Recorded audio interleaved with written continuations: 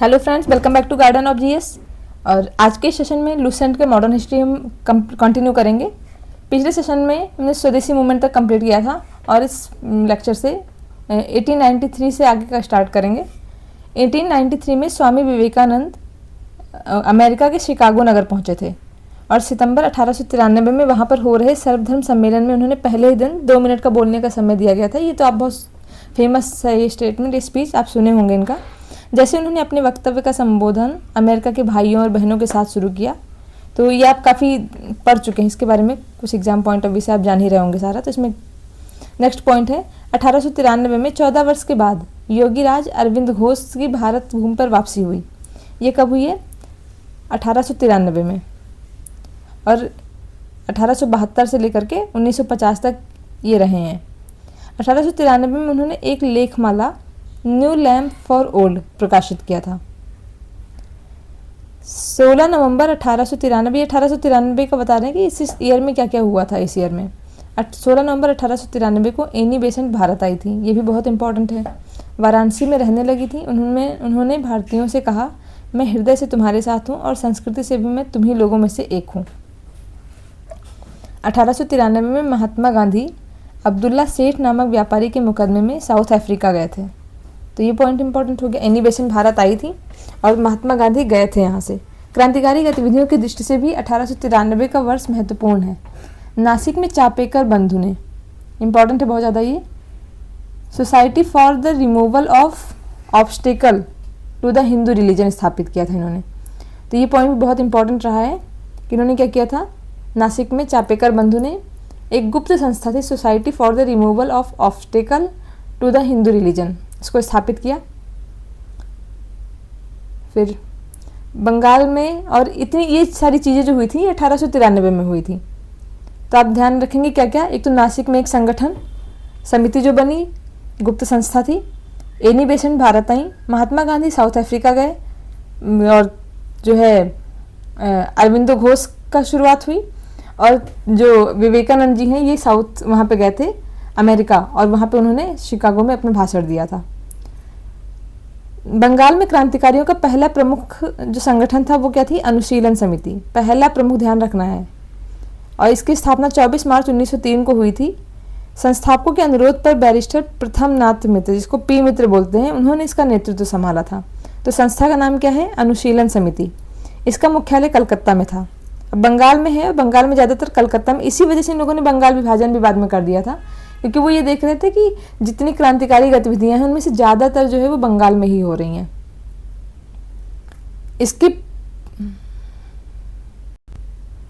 इसके प्रथम कार्यकारिणी के 5 सदस्य थे। प्रथम नाथ मित्र ये अध्यक्ष थे। बाकी CR दास, अरविंदो घोष जो थे ये उपाध्यक्ष थे। सुरेंद्र नाथ ठाकुर कोषाध्यक्ष और सिस्टर निवेदिता इसके सदस्य थे। कौन कौन से थे? प्रथम नाथ मित्र, जिसको पी मित्र बोलते हैं, CR दास, चितरंजन दास, अरविंद घोष, सुरेंद्र नाथ ठाकुर और निवेदिता। 1906 में अनुशीलन समिति का पहला सम्मेलन कहाँ हुआ? ये भी कोलकाता में हुआ। स्थापना भी वहीं, मुख्यालय भी वहीं और पहला सम्मेलन भी वहीं, कोलकाता में। अनुशीलन समिति का मुख्य उद्देश्य था खून का बदला खून। आगे चलकर बरींद्र कुमार घोष, अविनाश भट्टाचार्य एवं भूपेंद्र नाथ दत्त ये अनुशीलन समिति पर प्रभावी हो गए थे। इनका गुट कौन कौन? बरींद्र कुमार घोष, अविनाश भट्टाचार्य और भूपेंद्र नाथ दत्त। और उन्होंने आंदोलन को और उग्रता प्रदान की। इन लोगों ने 1905 में भवानी मंदिर नामक अपनी पहली पुस्तक प्रकाशित की, जिसमें कहा गया, क्रांतिकारी राजनीतिक सन्यासी का जीवन तब तक बिताएं जब तक स्वाधीनता प्राप्त न हो जाए। ये बहुत इंपॉर्टेंट संगठन था अनुशीलन समिति। कौन कौन? देखिए, बरींद्र कुमार घोष, याद रखना है कि अगर भूप मतलब होता है, भू मतलब पृथ्वी, तो अगर पृथ्वी का विनाश होने लगे तो उसको जो है अविनाश करने के लिए, मतलब विनाश से बचाने के लिए कुछ लोगों को बरी कर दिया जाता है और डांट लगाई जाती है बाकी लोगों पर कि आप जो है सही से काम करें। ठीक है। अक्टूबर 1907 में अविनाश चंद्र भट्टाचार्य द्वारा प्रकाशित वर्तमान रणनीति उनकी दूसरी पुस्तक थी। एक तो हो गई भवानी मंदिर, जो यही संस्था ही निकाल रही थी, और बाकी अविनाश चंद्र भट्टाचार्य जो है ये वर्तमान रणनीति उनकी दूसरी पुस्तक है, जिसमें कहा गया भारत की स्वतंत्रता प्राप्ति के लिए फौजी शिक्षा और युद्ध आवश्यक है। देखिए स्टेटमेंट एक दूसरे से मिलान करने को आ सकता है, अगर बहुत डेप्थ स्टेटमेंट होता तो थोड़ा सा डाउटफुल रहता, बट ये कि लूसेंट में लिखा हुआ है और लूसेंट पढ़ते हैं लोग, तो अगर इसमें से क्वेश्चन आ जाए और ये गलत हो जाए तो थोड़ा सा सोचने की बात रहेगी। तो इसलिए ये स्टेटमेंट ध्यान रखना कि एक तो एक खून का बदला खून जो स्टेटमेंट था, एक था स्वतंत्रता प्राप्ति के लिए फौजी शिक्षा और युद्ध आवश्यक है, एक ये स्टेटमेंट हो गया, और एक ये वाला स्टेटमेंट कि क्रांतिकारी राजनीतिक सन्यासी का जीवन तब तक बिताएं जब तक स्वाधीनता प्राप्त ना हो, ये ध्यान रखना है। इसके लिए छापामार युद्ध अपनाने के लिए कहा गया। अनुशीलन समिति ने हेमचंद्र दास कानूनगो को पेरिस भेजा, जिसने रूसी क्रांतिकारी निकोलस फ्रांस्की से बम बनाना सीखा था। ठीक है, कि हेमचंद्र दास, देखिए हेमा मालिनी जी जो हैं वो विदेश जाती रहती हैं और रूस भी जाती रहती हैं, तो वो रूस गई, मतलब रूठ गई, हेमा जी रूठ गई और बोली कि ज़्यादा हमें कानून ना बताओ। ठीक है, बरिंद्र कुमार घोष, भूपेंद्र नाथ दत्त और अविनाश भट्टाचार्य, वही जो ऊपर 3 नाम थे, 1906 में युगांतर नामक साप्ताहिक पत्रिका प्रकाशित की। युगांतर के प्रथम संपादक भूपेंद्र नाथ दत्त को 1907 में 1 वर्ष की कड़ी सजा दी गई और 1908 में यह पत्र बंद कर देना पड़ा। तो देखिए एक तो हो गई वर्तमान रणनीति, ये थी अविनाश भट्टाचार्य की। ठीक है, और भूपेंद्र नाथ दत्त को जो जेल हुई वो किस वजह से हुई, मतलब ये बंद कर दिया गया, 1 वर्ष की जो सजा हुई वो किसके लिए, युगांतर के वजह से हुई। ठीक है, युगांतर नामक पत्र के लिए। ढाका अनुशीलन समिति की स्थापना पी मित्र एवं पुलिन दास ने की, और ये कब की थी, 1904 में। ढाका में इसकी लगभग 500 शाखाएं थी, मतलब बहुत बड़ा संगठन हो गया। तो अंग्रेज जो बंगाल विभाजन किए, तो आप समझ सकते हैं कि इनको कितनी टेंशन रही होगी जिस वजह से इनको बंगाल विभाजन करना पड़ा। 11 दिसंबर 1908 को अनुशीलन समिति गैर कानूनी घोषित कर दी गई।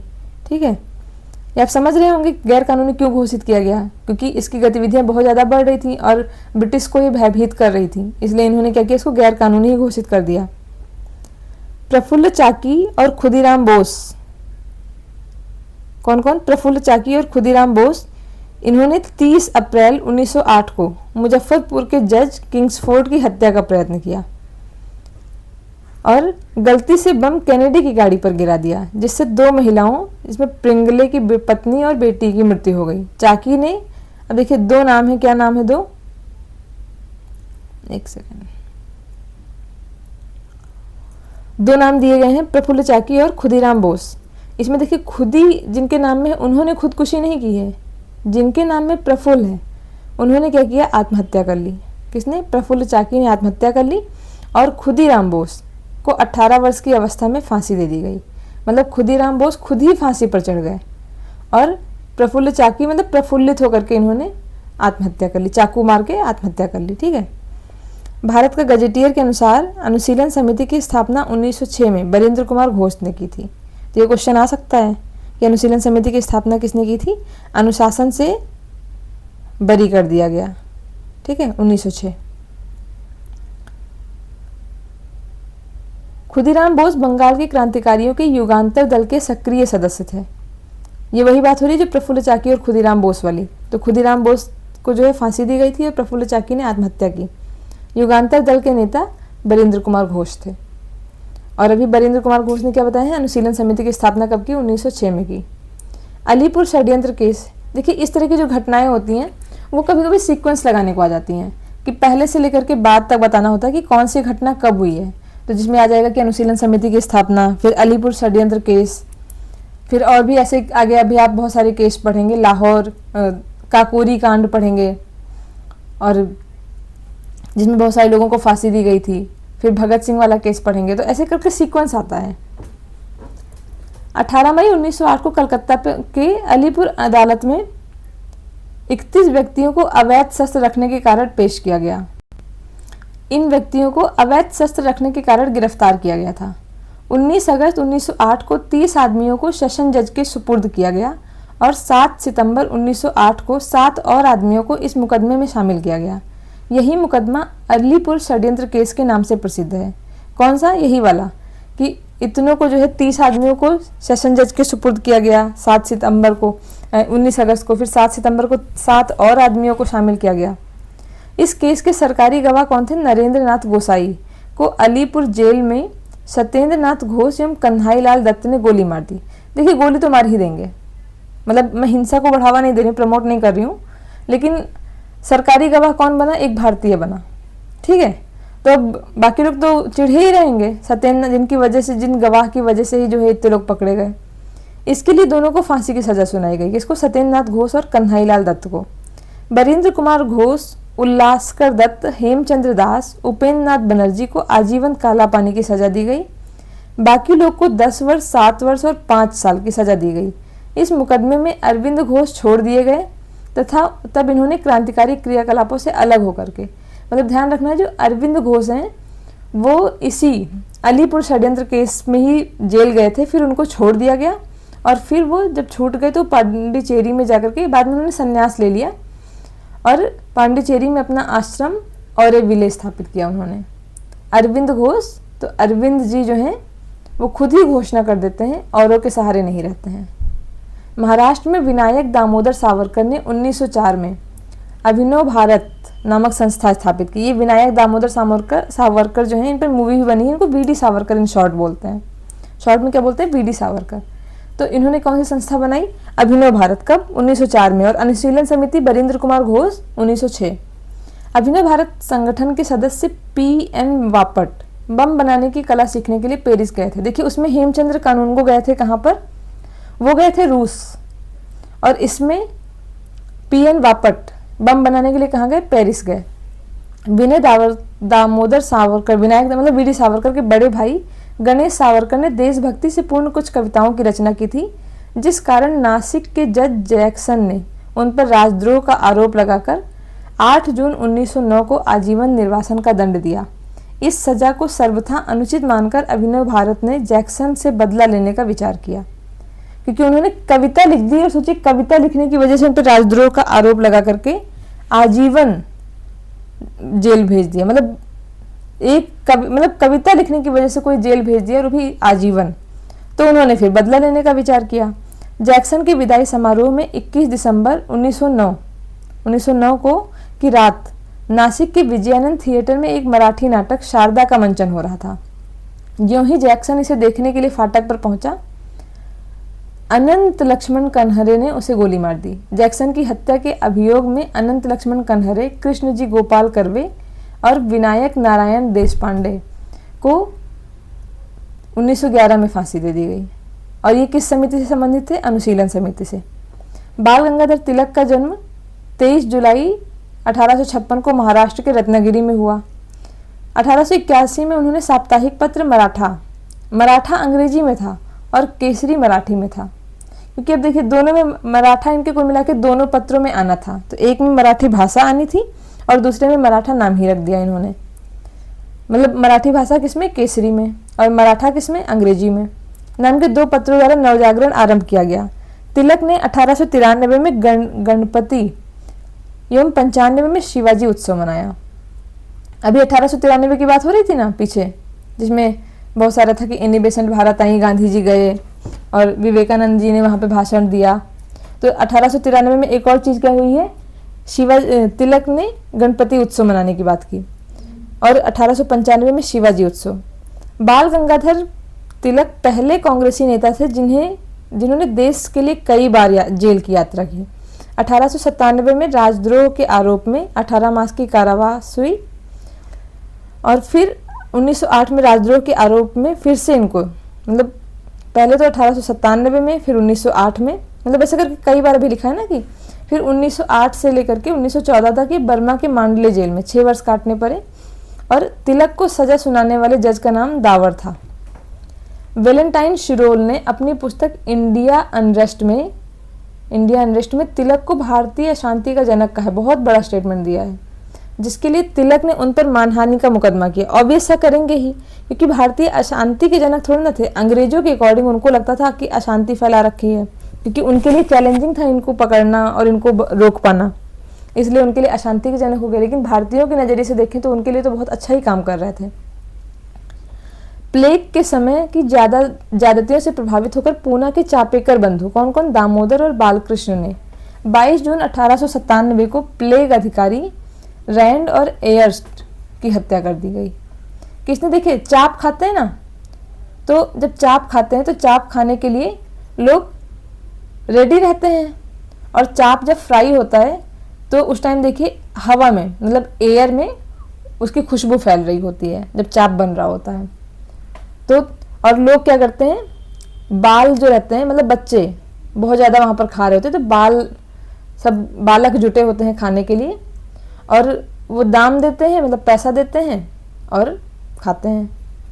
महाराष्ट्र से क्रांतिकारी पत्र काल का संपादन परांजपे, मतलब एक महाराष्ट्र आप देखेंगे और एक बंगाल, ये दोनों गतिविधियों के केंद्र थे।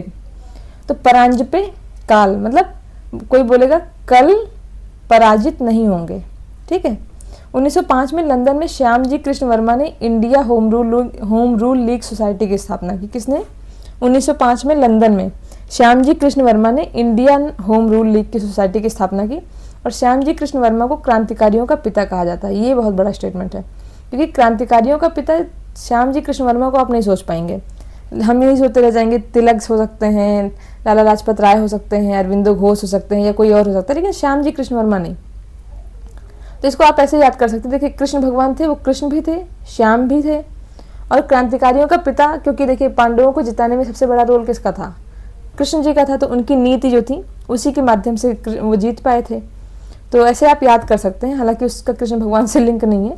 और होम रूल लीग सोसाइटी की स्थापना की। ये देखिए जो पांडवों को कौरवों ने बाहर कर दिया था, लेकिन पांडव फिर से अपने होम में वापस जाना चाह रहे थे, क्योंकि उनको वनवास भेज दिया, फिर अज्ञातवास भेज दिया, इस तरह से भेज दिया, और उनकी ही जमीन उनसे ले ली, जो उनका राज्य ले लिया।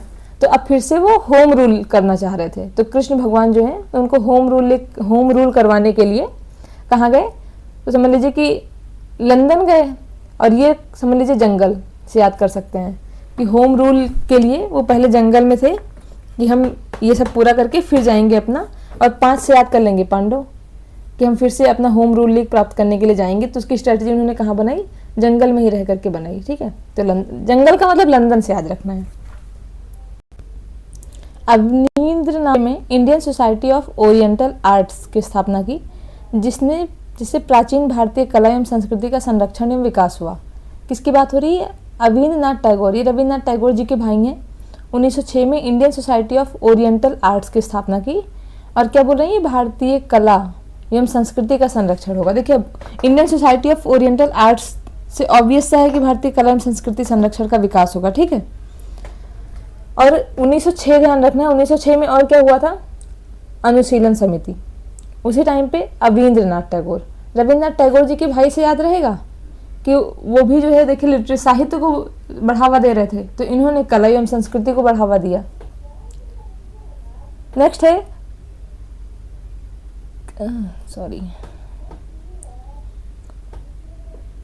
न्यू इंडिया नामक एक अंग्रेजी साप्ताहिक समाचार पत्र एवं 1906 में वंदे मातरम नामक समाचार पत्र किसने निकाला? विपिन चंद्र पाल ने निकाला। क्या निकाला है? न्यू इंडिया और जो है वंदे मातरम 1906 में, ठीक है। 30 दिसंबर 1906 को ढाका के नवाब सलीमुल्लाह खां के निमंत्रण पर सम्मेलन हुआ। नवाब वकारुल मुल्क इसके अध्यक्ष थे। इसी सम्मेलन में अखिल भारतीय मुस्लिम लीग का उदय हुआ। इसका मुख्यालय कहाँ था? लखनऊ। देखिए मुस्लिम लीग का सम्मेलन पहला कहाँ हुआ है? ढाका, जहाँ पर इसकी स्थापना हुई है, लेकिन जो इसका मुख्यालय है वो कहाँ है? लखनऊ। लीग का संविधान 1907 में कराची में बना। इस संविधान के अनुसार प्रथम अधिवेशन 1908 में अमृतसर में हुआ। कितनी अलग अलग जगह हो रही हैं। कौन सा संविधान बना?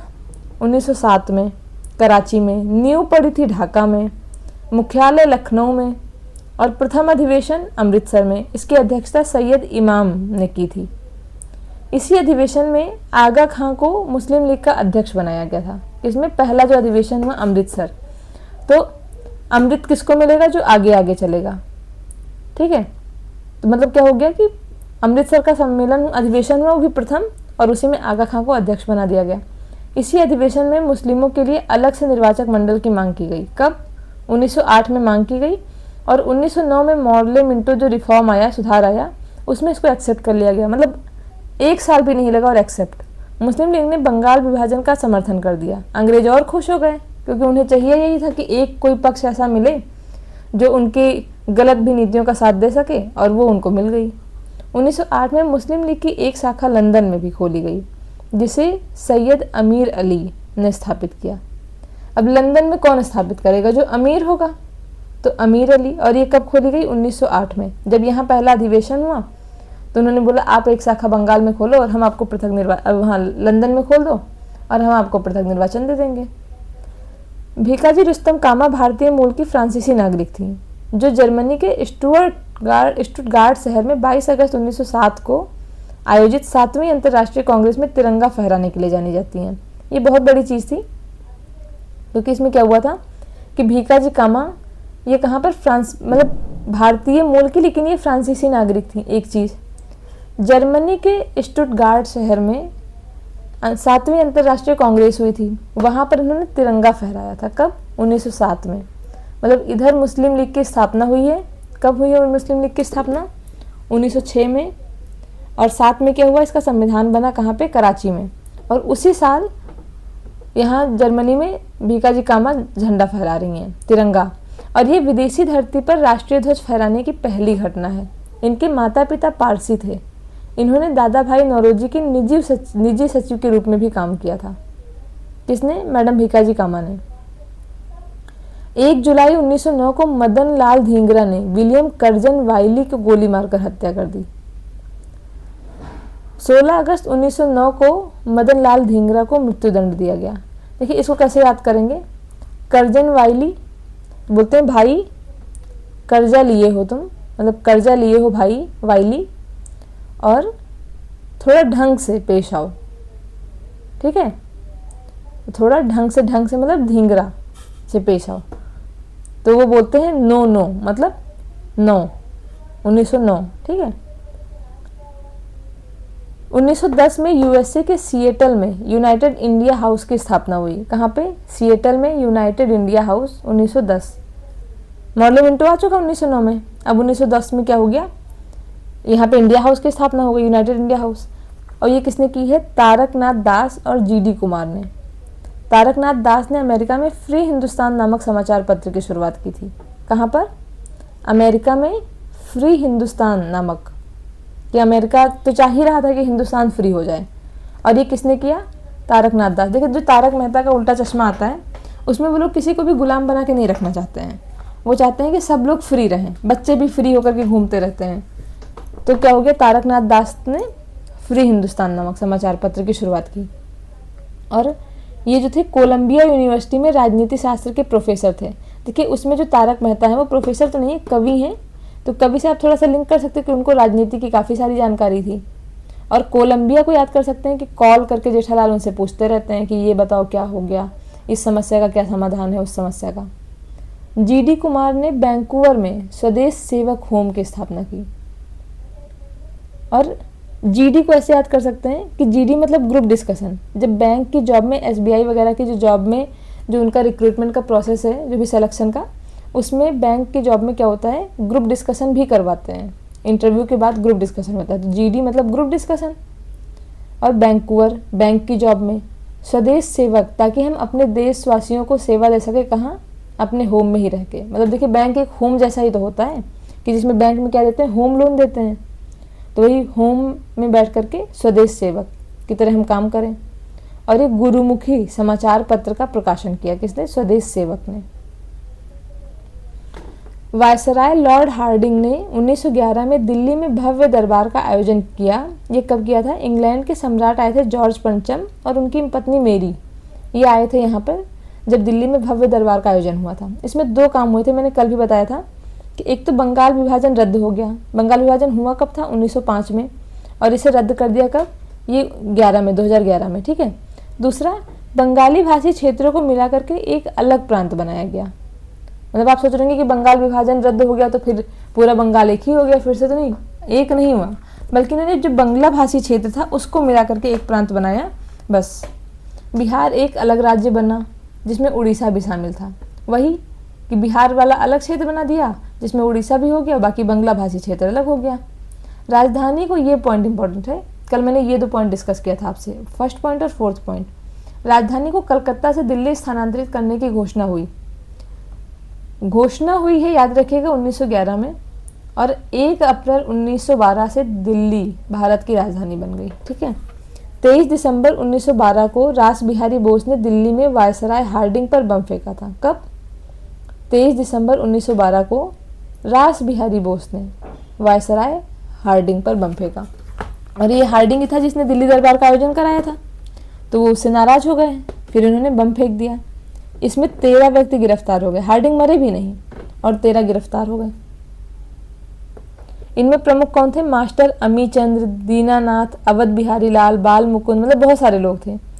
दीनानाथ दबाव में आकर के सरकारी गवाह बन गए, और मास्टर अमीचंद, अवध बिहारी लाल, बाल मुकुंद, बसंत कुमार विश्वास, इन सबको फांसी दे दी गई। मतलब देखिए, उनमें से एक अगर सरकारी गवाह बन गया तो ऑब्वियस सा है कि सब तो बाकी पकड़े ही जाएंगे। ठीक है। और ये कौन हुआ था? बम फेंका किसने था? रास बिहारी बोस ने। कब? 23 दिसंबर 1912 को। 1 नवंबर 1913 में अनेक भारतीयों ने लाला हरदयाल के नेतृत्व में, ये भी पॉइंट बहुत इंपॉर्टेंट है, कब? 1913, लाला हरदयाल के नेतृत्व में सैन फ्रांसिस्को अमेरिका में गदर पार्टी की स्थापना की। ठीक है। ये गदर पार्टी बहुत पूछा जाता है क्वेश्चन। गदर पार्टी पहली बात बनी कहाँ थी? अमेरिका में, सैन फ्रांसिस्को में। अमेरिका का शहर है सैन फ्रांसिस्को, वहाँ पर बनी थी।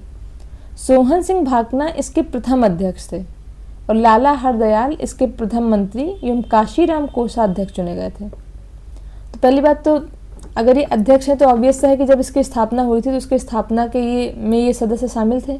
कौन कौन? सोहन सिंह भाकना प्रथम अध्यक्ष बने, लाला हरदयाल इनके प्रथम मंत्री बने, और काशीराम कोषाध्यक्ष चुने गए। 1 नवंबर 1913 को गदर अखबार का पहला अंक प्रकाशित हुआ। कब? 1913। देखिए, 1 नवंबर को ही स्थापना किया इन्होंने, और उसी दिन अखबार का पहला अंक प्रकाशित कर दिया। मतलब कितना इनमें जोश रहा होगा कि जिस दिन स्थापना हो और उसी दिन अखबार भी प्रकाशित हो जाए। और ये अखबार किस में था? ये बहुत है यूनिक सा हो गया, उर्दू, क्योंकि आपने हिंदी पढ़ा, बंगाली पढ़ा, मराठी पढ़ा, अंग्रेजी पढ़ा कि इन सब भाषाओं में समाचार पत्र थे, लेकिन उर्दू में निकाला, वो भी कहाँ से? सैन फ्रांसिस्को से निकाल रहे हैं ये समाचार पत्र। गदर पार्टी निकाल रही है, वो भी किसमें? उर्दू भाषा में। बहुत बड़ी बात है। 9 दिसंबर 1913 से ये गुरुमुखी में भी छपने लगा, क्योंकि देखिए उधर के लोग जो वहाँ पे बहुत सारे पंजाबी लोग रहते हैं, तो वो गुरुमुखी भाषा हो गई। ठीक है। गुरुमुखी लिपि गुरुमुखी भाषा में छपने लगा। इसके प्रत्येक अंक के पहले पृष्ठ पर छपता था अंग्रेजी राज का कच्चा चिट्ठा। ये क्वेश्चन आ चुका है, ये आया हुआ क्वेश्चन है कि अंग्रेजी राज का कच्चा चिट्ठा ये किस पत्र का स्टेटमेंट था? तो ये किसका स्टेटमेंट था? गदर पार्टी का जो समाचार पत्र था, गदर अखबार, उसका ये पहला पृष्ठ होता था। ठीक है।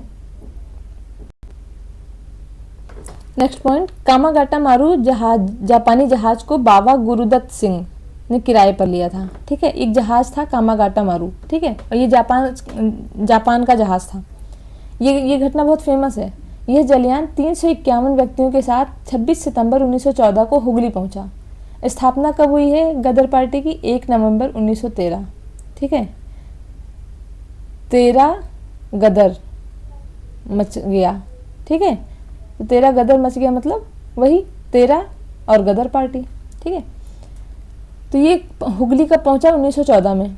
बजबज नामक बंदरगाह पर जहाज पहुंचने पर तलाशी हुई और संघर्ष शुरू हो गया। 18 यात्री मार दिए गए और लगभग 25 यात्री घायल हो गए। तो ये बड़ी घटना हो गई। प्रयागराज में सेवा समिति की स्थापना 1914 में सर्वेंट्स ऑफ इंडिया सोसाइटी के सदस्य हृदयनाथ कुंजरू ने की थी। पहली बात, प्रयागराज में सेवा समिति 1914 में सर्वेंट्स ऑफ इंडिया सोसाइटी के सदस्य हृदयनाथ कुंजरू। अब देखिए, अगर इंडिया का कोई सर्वेंट है इंडियन सोसाइटी का, तो वो बहुत हृदय से काम करता है, तो हृदयनाथ कुंजरू, और वो क्या है? सेवा समिति है। ठीक है। तो ये 1914 में बनी। सर्वेंट्स ऑफ इंडिया सोसाइटी की स्थापना किसने की थी? गोपाल कृष्ण गोखले ने पुणे महाराष्ट्र में की थी। ठीक, कि गोपाल भी हैं, कृष्ण भी हैं, और गोखले को याद रखिए गाय से। ठीक है। गौशाला से याद कर लीजिए कि गौशाला, गोपाल जी, गोपाल और कृष्ण, गौशाला में जो है वो सर्वेंट्स की रक्षा करते थे। तो उन्होंने सर्वेंट्स ऑफ इंडिया सोसाइटी बनाई और यही सर्वेंट्स ऑफ इंडिया सोसाइटी जो है वो हृदय से काम करती थी।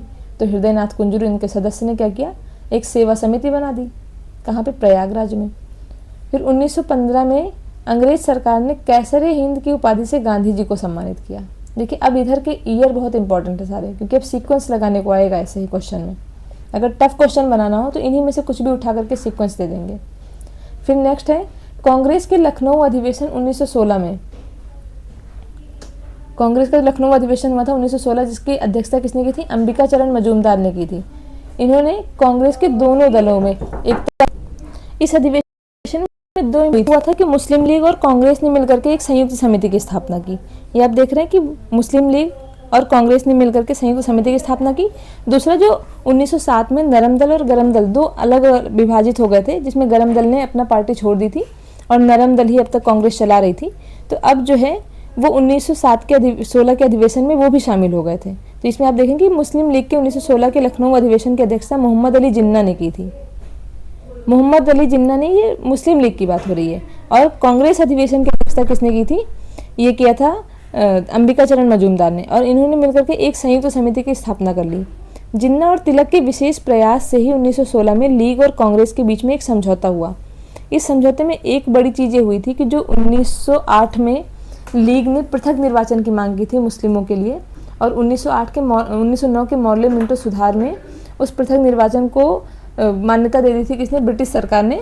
उसको अब तक कांग्रेस विरोध करती आ रही थी, लेकिन जब इस बार संयुक्त समिति दोनों ने बना ली मिलकर के, तो फिर कांग्रेस ने थोड़ा सा उदारता बरती और उस पृथक निर्वाचन को उन्होंने स्वीकार कर लिया। तो ये एक बहुत बड़ा स्टेप हो गया था। बाल गंगाधर तिलक ने स्वशासन प्राप्ति हेतु 28 अप्रैल 1916 को पूना में होम रूल लीग की स्थापना की। ये डेट इंपॉर्टेंट रखना है। दो होम रूल आए थे, एक होम रूल लीग था इनका तिलक का और दूसरा था एनी बेसेंट का। तो पहले आया था तिलक का। देखिए इसको कैसे याद रखेंगे, तिलक भारत के हैं तो पहले तिलक लगेगा, ठीक है। उसके बाद में फिर एनी बेसेंट ने उसके बाद किया। तो अब पहले याद रखेंगे कि भारत भारतीयों के लिए, मतलब पहले भारतीयों ने शुरू किया उसके बाद उन्होंने। तो एक आया अप्रैल में, ठीक है, तो अप्रैल में, और दूसरा उनका आया था सितंबर में। और इन्होंने शुरू किया था होम रूल लीग पूना से, तिलक ने, क्योंकि इनका वही गढ़ था पूना वाला। इसके अध्यक्ष कौन थे, जोसेफ बप्तिस्ता और सचिव NC केलकर। तिलक ने अपने अखबार मराठा, वही जो अंग्रेजी भाषा में था, और केसरी मराठी में था, इसके माध्यम से होम रूल लीग का प्रचार प्रसार किया। तो क्या ध्यान रखना है तिलक में हमें, इसकी स्थापना कब हुई, 28 अप्रैल 1916। पहली चीज़ कहाँ पर, पूना। ये एक एक चीज़ जो मैं बता रही हूँ पूछा जाता है, आप प्रीवियस ईयर क्वेश्चन उठा करके देख लीजिए।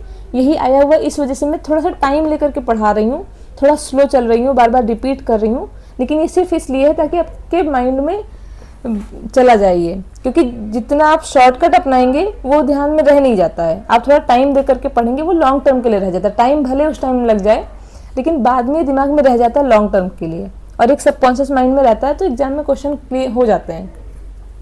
इसके अध्यक्ष जोसेफ बप्तिस्ता थे, किसके, तिलक के, और NC केलकर इसके सचिव थे। ये दोनों भी ध्यान रखना है। देखिए सेफ है तिलक, अगर तिलक उत्सव है किसी का, मतलब कुछ फंक्शन है, ठीक है, तिलक है घर में, तिलक चढ़ रही है, तो उसमें क्या होगा, सेफ आएगा।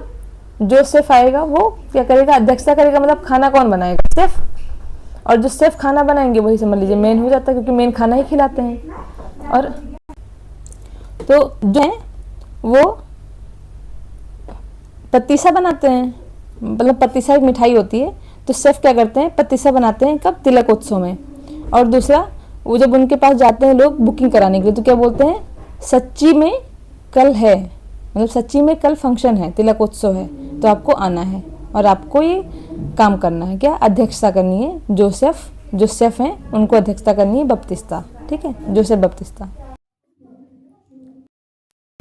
नेक्स्ट है ये एनी बेसेंट की जो सोसाइटी हो गई, होम रूल लीग सोसाइटी, वो एनी बेसेंट ने सितंबर 1916 में अडयार मद्रास में होम रूल लीग की स्थापना की थी। कहाँ पे, तिलक की थी अप्रैल 1916, एनी बेसेंट की सितंबर 1916 में, अडयार मद्रास में होम रूल लीग की स्थापना की है।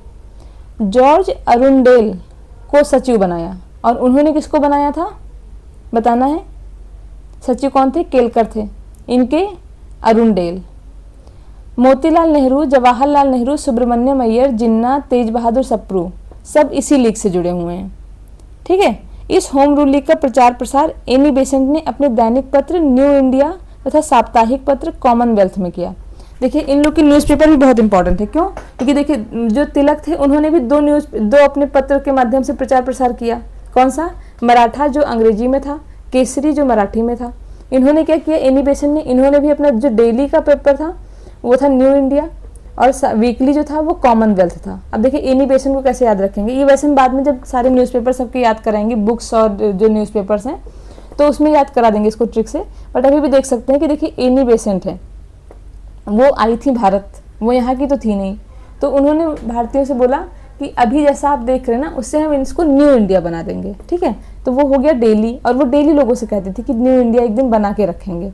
और कॉमनवेल्थ जो वीकली था, तो वीक में समझ लीजिए संडे, तो वो बाकी दिन यही काम करती थी, न्यू इंडिया पे चर्चा करती थी, और एक दिन वीकली वो क्या करती थी, कुछ कॉमन लोगों से मिलती थी। ठीक है, तो कॉमनवेल्थ कि उनका जो भी अपना पैसा था, वेल्थ था, वो सबके लिए उन्होंने कॉमन कर दिया था, और वो हफ्ते में एक दिन के लिए करती थी। ध्यान रखना है कि इसमें मोतीलाल नेहरू, जवाहरलाल नेहरू, सुब्रमण्यम अय्यर, जिन्ना, तेज बहादुर सप्रू, ये सब लोग एनी बेसेंट वाले में जुड़े हुए हैं, तिलक में नहीं। गोपाल कृष्ण गोखले ने अपने संगठन सर्वेंट ऑफ इंडिया सोसाइटी, ये बताया था ना, गोपाल जी भी हैं, कृष्ण भी हैं, और गोखले मतलब गौशाला से क्या था, सर्वेंट ऑफ इंडिया सोसाइटी। सदस्यों को, इनके जो सोसाइटी के सदस्य थे, इनको भी होम रूल आंदोलन में भाग लेने की अनुमति इन्होंने नहीं दी। ये ध्यान रखना है, बहुत इंपॉर्टेंट पॉइंट है, क्योंकि हमें लगेगा जब इतने बड़े बड़े नेता इसमें शामिल हो रहे हैं, नेहरू जी हो गए दोनों बाप बेटे, सुब्रमण्यम अय्यर हो गए, जिन्ना हो गए, तेज बहादुर सप्रू हो गए, बाकी तिलक और एनी बेसेंट तो हैं ही हैं, तो गोखले ने भी सपोर्ट किया होगा, लेकिन नहीं। अब देखिए अगर इन्होंने आंदोलन में भाग लेने की अनुमति नहीं दी है, इसका मतलब गोखले ने सपोर्ट नहीं किया। तो इसमें डायरेक्ट स्टेटमेंट नहीं लिखा है कि गोखले ने सपोर्ट नहीं किया, लेकिन ये क्वेश्चन आ सकता है कि किसने सपोर्ट नहीं किया। तो आपको ध्यान रखना है कि गोखले ने होम रूल लीग का सपोर्ट नहीं किया है, क्योंकि वो अपना अलग सर्वेंट्स की बात कर रहे थे। थियोसोफिकल सोसाइटी की स्थापना 1875 में अमेरिका में HP ब्लावात्स्की और हेनरी स्टील ओलकोट ने किया था। कब? 1875। किसने? ब्लावात्स्की और हेनरी स्टील ओलकोट। 1889 में एनी बेसेंट थियोसोफिकल सोसाइटी से जुड़ी। थियोसोफिकल सोसाइटी के संस्थापक नहीं थी एनी बेसेंट, ये उससे जुड़ी हैं, ये ध्यान रखना है। इसके संस्थापक कौन थे? ब्लावात्स्की और हेनरी स्टील ओलकोट। और ये कहाँ की बात हो रही है? अमेरिका की बात हो रही है 1875 में। इन्हीं और इसकी गतिविधियों में सक्रिय भागीदारी की किसने? एनी बेसेंट ने की। 1907 में इसके अंतर्राष्ट्रीय मुख्यालय अडयार मद्रास चेन्नई में अध्यक्ष का पद संभाला। किसने? एनी बेसेंट अध्यक्ष बनी इसकी, कहाँ पे? अडयार में। 1907 में इसके अध्यक्ष बनी। ठीक है, और 1916 में ही इन्होंने सितंबर 1916 में एनी बेसेंट ने अडयार में ही अपनी होम रूल लीग का मुख्यालय बनाया था। एनी बेसेंट ने 1898 में वाराणसी में सेंट्रल हिंदू कॉलेज की स्थापना की। किसने? सेंट्रल हिंदू कॉलेज, जो बाद में आज भी है सेंट्रल हिंदू, जो BHU का ही एक पार्ट है। सेंट्रल हिंदू कॉलेज कहाँ पे? वाराणसी में। और कब? 1898 में। और 1898 से ठीक 100 साल पहले 1798 में क्या हुआ था? वेलेजली ने सहायक संधि शुरू की थी। गांधी जी ने प्रथम विश्व युद्ध के समय लोगों को सेना में भर्ती होने के लिए प्रोत्साहित किया। कब? प्रथम विश्व युद्ध में। लेकिन द्वितीय वाले में नहीं किया था। द्वितीय वाले में तो कांग्रेस ने बहिष्कार कर दिया था और मंत्रियों ने जो है पद भी त्याग कर दिया था, इसलिए लोग इन्हें भर्ती कराने वाला सार्जेंट कहने लगे। किसको? गांधी जी को। 1916 में गांधी जी ने अहमदाबाद के करीब साबरमती आश्रम की स्थापना की। ठीक है, तो बाकी जो है वो गांधी जी को हम कल पढ़ेंगे। आज के लिए इतना ही। Thank you so much.